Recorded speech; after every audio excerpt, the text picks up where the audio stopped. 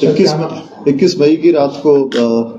बल्लभगढ़ के एरिया के अंदर थाना सेक्टर 8 के क्षेत्र के अंदर रात को कुछ बदमाशों ने हथियार के दम पे एक व्यापारी से उसकी गाड़ी जो है वो लूट ली थी तथा उसका अपहरण किया था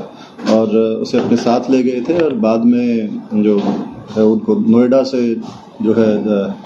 बंधक जो है उसे वहाँ से छुड़ाया गया था और उसके वापस आने के ऊपर यहाँ पे जो शिकायत दी गई थी उसमें एफआईआर नंबर 332 जो है सेक्टर 8 पुलिस स्टेशन में 379B 394 506 और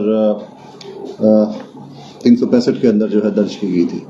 उसी संबंध में जो इन्वेस्टिगेशन का काम है वो क्राइम ब्रांच ऊंचा गांव की टीम के द्वारा किया जा रहा था और काफ़ी मेहनत के बाद कल आरोपियों को 26 तारीख को यहाँ से छायसा के पास से गिरफ्तार किया गया है और जो आरोपी जिनको गिरफ्तार किया गया है उनमें से एक का नाम चरण है, दूसरे का नाम विक्की है, तीसरे का नाम अनिल है और चौथे का नाम भारत है। एक अन्य आरोपी था जो वारदात में इनके साथ था, उसकी गिरफ्तारी अभी पेंडिंग है, उसकी गिरफ्तारी के लिए प्रयास किए जा रहे हैं। सभी आरोपियों को गिरफ्तार करके अब माननीय न्यायालय में पेश करके इनका रिमांड लिया गया है। रिमांड के दौरान जो व्यापारी जिसे बंधक बनाया गया था उसकी सोने की चेन जो लूट ली गई थी उस चेन को बरामद किया जाएगा और गिरफ्तारी के दौरान इन लोगों से एक देसी पिस्टल और 6 जिंदा राउंड जो है वो बरामद किए गए। इनका मकसद सिर्फ कार लूट का था या उसका अपहरण करना था? जी, इन लोगों का पहले से ही लूट की योजना बना करके ही वहां पर इंतजार कर रहे थे और जब ये बाटा के पास पहुंचे तो वहां पे व्यापारी जो पहले से वहां पे खड़े थे अपनी बेटी को मेट्रो स्टेशन पे रिसीव करने के लिए वहां पे खड़े थे और उन्हें वहां पे वो सुनसान जगह पे खड़े दिखे और उन्होंने उसे अपना टारगेट बनाया। ये पहले से इस चीज का प्लान कर रहे थे। सर, इनका पहले से कोई क्रिमिनल रिकॉर्ड है? जी, जो मैंने बताया जो 4 आरोपी गिरफ्तार किए गए हैं इनमें से एक आरोपी के पहले 7 क्रिमिनल केसेस हैं जिसके अंदर पहले भी लूट की वारदातें और छीना झपटी के हथियार के दम पे जो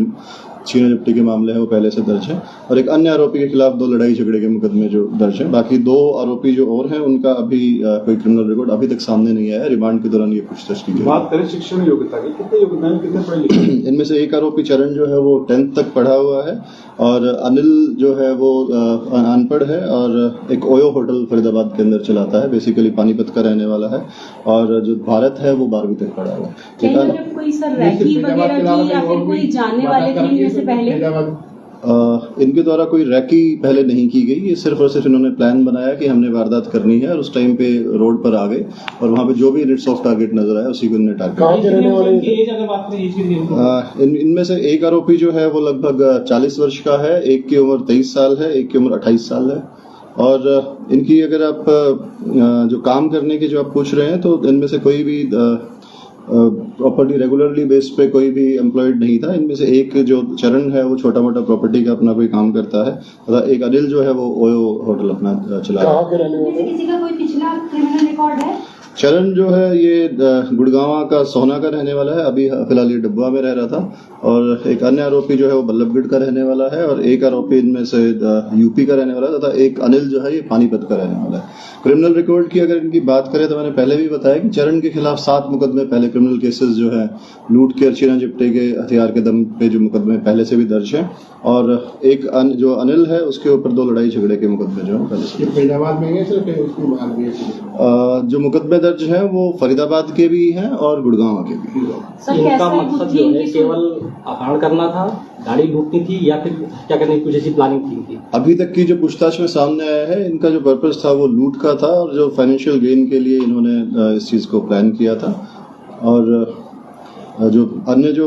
जो इनका जो मकसद अगर कोई रहा होगा तो उसके बारे में अभी पूछताछ जो है वो पुलिस रिमांड के दौरान इनसे की जाएगी। सर, कैसे गुत्थी सुलझाई गई और कितनी मशक्कत जो है पुलिस कर्मियों को करनी पड़ी और कितने दिन का जो है प्रोसेसिंग रहा? आरोपियों